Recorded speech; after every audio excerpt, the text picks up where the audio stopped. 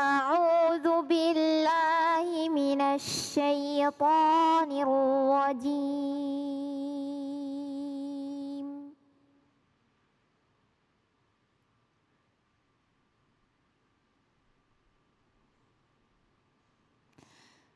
بسم الله الرحمن الرحيم.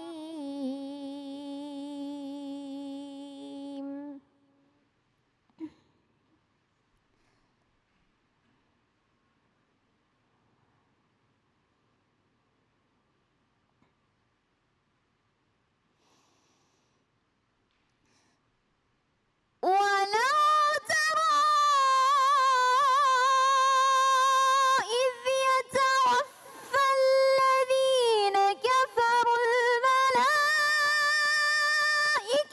يضربون وجوههم وأدبارهم وذوقوا عذاب الحريق.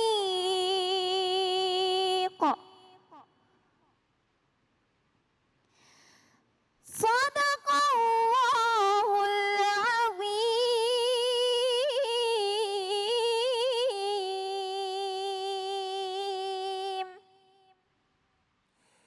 Bismillahirrahmanirrahim. Allahumma salli ala Sayyidina Muhammad wa ala ali Sayyidina Muhammad. Assalamualaikum warahmatullahi wabarakatuh.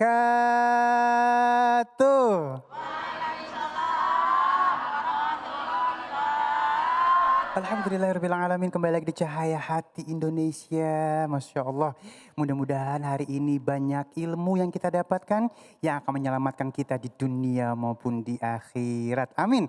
Ya Rabbal Alamin. Baik jamaah yang dimuliakan Allah Subhanahu wa Ta'ala, kita punya 3 tema yang sangat luar biasa. Jangan dilewatin dari awal sampai akhir nanti ya. Yang pertama, persiapan amal untuk alam kubur, Masya Allah ya. Yang kedua, mencari maslahat dari sosmed. Biasanya dapetnya maksiat ya dari sosmed ya. Dan yang terakhir, hukum perselingkuhan. Oh, seru ya Masya Allah ya. Dari awal sampai akhir tetap bersama kami ya. Dan nanti insya Allah kita akan bertemu dengan guru-guru kita yang dimuliakan Allah Subhanahu wa Ta'ala. Al-Habib Gais Abdurrahman Assegaf, dan habis itu juga ada Ustadz Ahmad Ridwan dan ada Ustadz Fikri AZ, dan kita juga akan ngaji yuk bersama guru kita yang dimuliakan Allah Subhanahu wa Ta'ala, Ustadz Abdur Razik.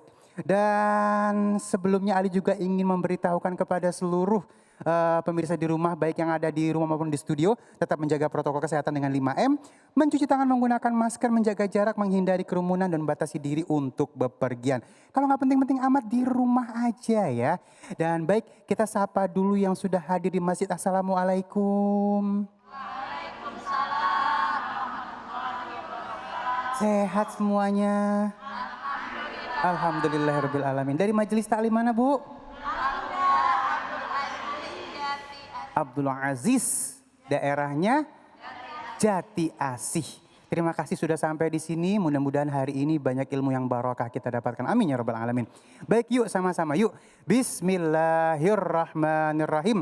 Kita masuk ke dalam tema kita yang pertama, persiapan amal untuk alam kubur bersama guru kita yang dimuliakan Allah Subhanahu wa Ta'ala, Al-Habib Gais Abdurrahman Assegaf. Allahumma shalli ala Sayyidina Muhammad. Bismillahirrahmanirrahim.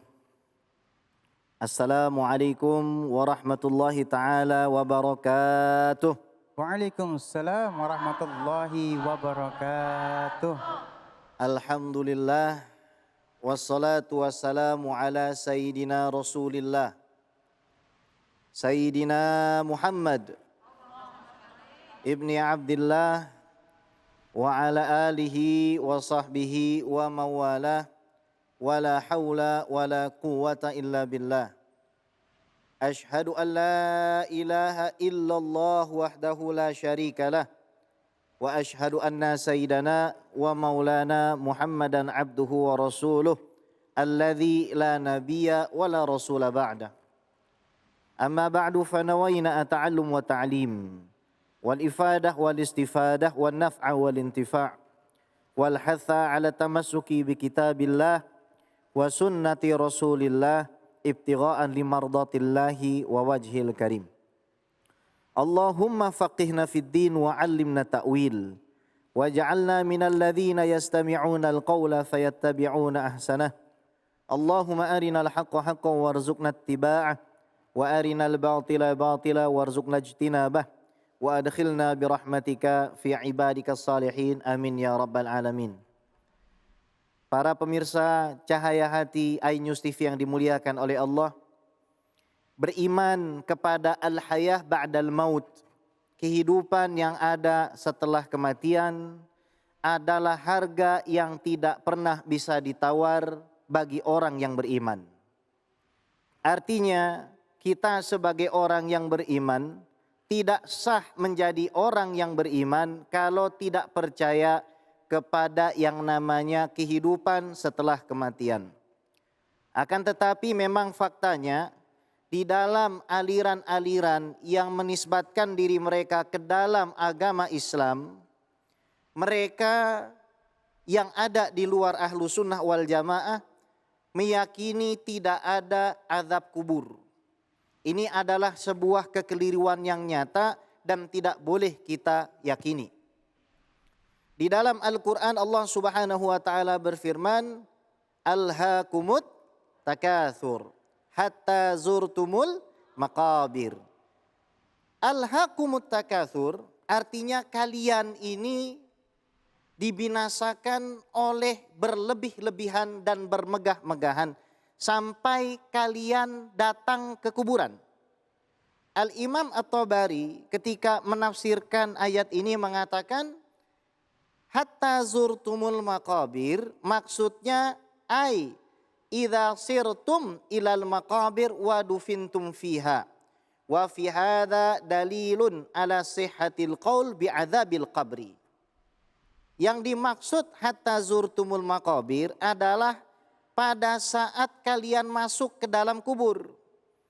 Pada saat itulah kita baru akan melihat yang namanya kehidupan setelah kematian. Ini orang-orang yang mati, kata Nabi Muhammad SAW, dibagi menjadi dua.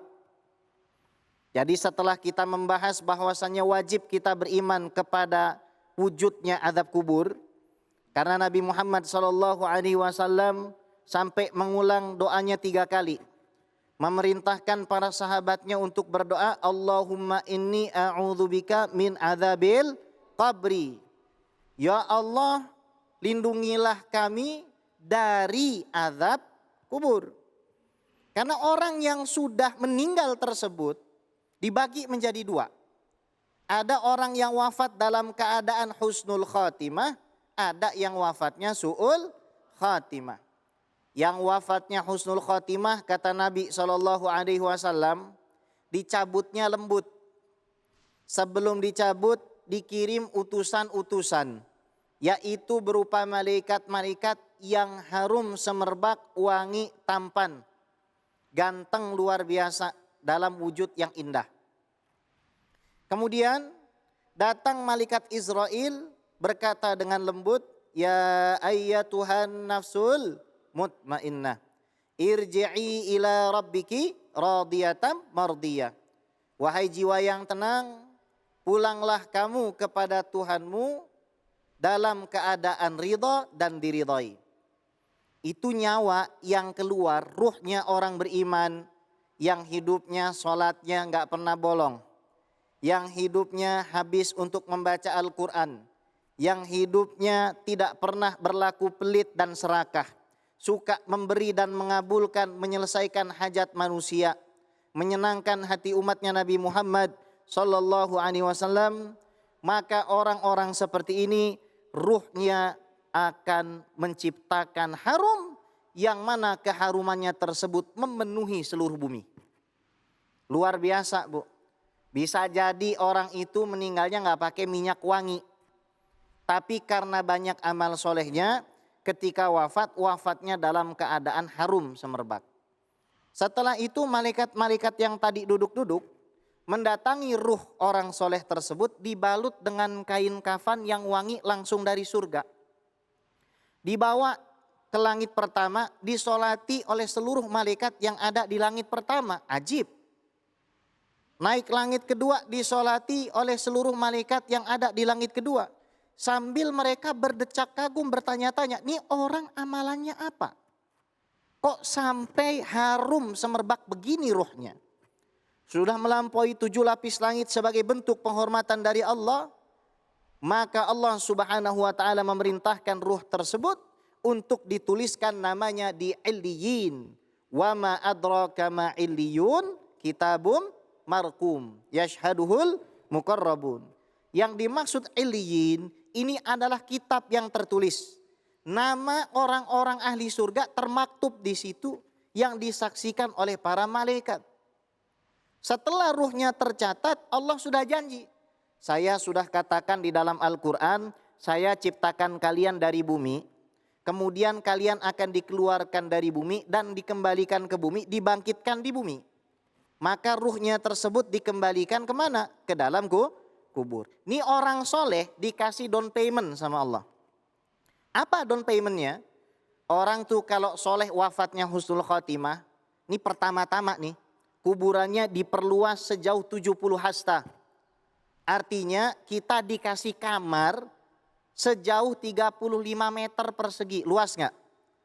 Kamar 35 meter buat satu ini kalau orangnya benar. Ini baru down payment, belum full paymentnya. Setelah itu kita ditanya, ketika nanti sendal peziarah sudah nggak ada lagi, nggak ada yang kedengeran, makanya penting kita ziarah. Ngeringanin siapa tahu ada yang diazab. Maka ketika sudah nggak ada lagi yang ziarah, datang malaikat mungkar dan nakir. Bertanya, mar rabbuka, siapa Tuhanmu? Ini nggak bisa nyontek. Karena kain kafan ini nggak ada kantongnya. Kalau kain kafan itu ada kantongnya, mungkin bisa kita selipkan, tapi nggak bisa. Ditanya, mar rabbuka? Ditanya lagi, madza taqulu fi hadzal rajulil ladzi bu'itsa fika? Apa pendapat kamu terhadap laki-laki yang diutus kepada kamu, yaitu Nabi Muhammad sallallahu alaihi wasallam? Kemudian ditanya tentang sholat dan lain sebagainya. Nah, kalau kita bisa jawab, ini kan fitnah kubur namanya, ujian. Kalau kita bisa jawab, lempeng jawabannya, maka kuburan kita diperluas sejauh langit dan bumi. Luar biasa. Jadi yang mungkin ketika hidup di dunia tanahnya, rumahnya cuma 4x3, kamarnya itu cuma 2x1. Tapi kalau dia jadi orang yang saleh, jadi orang yang takut kepada Allah, luas kuburnya. Bukan cuma itu. Yang paling nikmat lagi, dikasih satu pintu yang pintu tersebut langsung tembus ke surga. Aroma surga masuk dari situ. Enak banget. Jadi kematian itu betul kata Rasulullah, tuhfatun lil mu'min. Kematian itu bukan sesuatu yang harus kita takutkan karena ia merupakan hadiah dari Allah Subhanahu wa taala kalau kita beriman. Terus dikasih hadiah lagi sama Allah. Apa hadiahnya? Orang-orang soleh itu arwahnya bisa mengunjungi satu sama lain. Misalkan anak meninggal. Ibu mau meninggal, Bu? Mau cepat apa lama? Cinta sama Allah enggak? Pengen cepat enggak ketemunya? Ibu lahir hari apa? Hari Sabtu. Biasanya yang hari Sabtu nanti Selasa, Bu. Misalkan saya meninggal hari inilah. Kemudian Bang Ali ini, Habib Ali ini meninggal besok. Karena insya Allah kita sama-sama orang soleh, nanti bisa saling tazawur. Bisa saling mengunjungi satu sama lain. Dikasih lagi hadiah sama Allah apa di kuburan? CCTV. CCTV-nya keluarga kita yang masih hidup. Kita bakal bisa ngelihat anak sholat. Bisa ngelihat anak puasa. Nikmatnya luar biasa. Begitu tontonannya orang kalau beriman meninggalnya. Sekarang yang mati su'ul khotimah ngeri. Ini orang biasanya mati su'ul khotimah gara-gara pelit bin medit bin kikir bin buntut gasiran. Ini orang model kayak begini jangankan duit. Dosa aja kalau ente minta gak dikasih sama dia. Kita kalau minta dosanya dia, ini saking pelitnya orang gak bakal dia kasih. Dicabutnya paksa. Begitu keluar ruhnya baunya semerbak. Dibungkus dengan kain kafan yang berbau busuk, dibawa ke 7 lapis bumi. Setelah itu dikembalikan di kuburnya, sempit kuburnya. Anda tahu, orang kalau zalim, kalau mati dalam keadaan yang tidak diridhoi oleh Allah Subhanahu wa taala, apalagi keluar dari agama, itu ditemani bukan malaikat yang baik, tapi diberikan 99 tinin. Tahu tinin? Tinin itu satunya ular berkepala 7. Tinin itu satunya 7 ular, satu ular berkepala 7. Jadi 99 dikali 7 dikali 7 berapa jumlahnya? 77 dikali 7, 53.000 kepala ular. Mematuknya sampai hari kiamat. Na'udzubillah. Datang Mungkar dan Nakir, bertanya, "Man rabbuka?" Gara-gara gak pernah sholat, gara-gara gak pernah puasa Ramadan, gak bisa jawab. Yang terjadi apa? Dihantam dengan palu oleh malaikat Mungkar dan Nakir di telinganya. Maka ruh tersebut berteriak dengan teriakan yang sangat dahsyat, yang didengar seluruh alam, yang gak bisa dengar cuma manusia sama jin saja. Gimana caranya, Beb? Supaya kami ini selamat dari azab kubur. Pertama, jangan pernah tinggalkan sholat 5 waktu. Karena kita ini kalau sholat 5 waktunya dijaga, sebenarnya gak punya dosa seumur hidup. Karena kata Nabi SAW, as-shalawatul khams, sholat 5 waktu. Wal jum'ah ilal jum'ah, Jumat yang satu dengan Jumat yang lain. Wa Ramadan ila Ramadan, Ramadan yang satu dengan Ramadan yang lain. Mukaffiratun, akan menghapuskan dosa. Idzajtunibatil kabair, kalau kita bisa untuk menjauhi dosa besar. Mudah-mudahan menjadi ilmu yang bermanfaat. Amin. Ya Rabbal Alamin. Masya Allah, Guru, terima kasih ilmunya ya. Mudah-mudahan kita jadi istiqomah, Guru. Kadang-kadang ada orang kan sebaik-baiknya nasihat adalah kematian. Tapi ada yang bilang gini, ngapain sih lu ingat-ingat mati jadi parno nih gitu. Nah itu gimana sih untuk nyikapin itu, Guru? Iya, baik. Kita harus beritahu dan beri pemahaman bahwasanya jadi orang beriman itu tahu hidup di dunia ini cuma makanul ubur, tempat kita lewat. Namanya kalau kita lewat ya cukup sekedarnya saja. Orang kaya mati nggak? Mati. Orang miskin? Mati. Yang pakai peci hitam? Mati, Guru. Jilbab kuning? Mati banget. Yang pakai peci putih? Mati. Semuanya bakalan mati. Nggak mungkin kita itu hidup selamanya. Makanya iman kita kepada al-hayatu ba'dal maut wajib. Orang tidak akan dikatakan beriman kalau dia tidak beriman kepada kehidupan setelah kematian. Ya, dulu di zaman Nabi SAW ada seorang laki-laki yang namanya Abdullah bin Jud'an. Abdullah bin Jud'an ini dia punya kuali, kalau kita mau lihat kualinya harus naik tangga. Itu kuali dia pakai buat masak makanan, dia kasih ke orang-orang yang haji dan umroh. Secara logika ini orang bisa jadi masuk surga. Tapi kata Nabi, Siti Aisyah, ini orang ahli neraka. Kok bisa ya Rasulullah? Karena dia tidak pernah percaya kepada kehidupan setelah kematian. Masya Allah. Jadi harus hati-hati, Bib. Kalau ingkar kepada kehidupan setelah kematian, tidak ada bedanya dengan ingkar kepada Allah. Masya Allah, terima kasih ya Habibi ilmunya.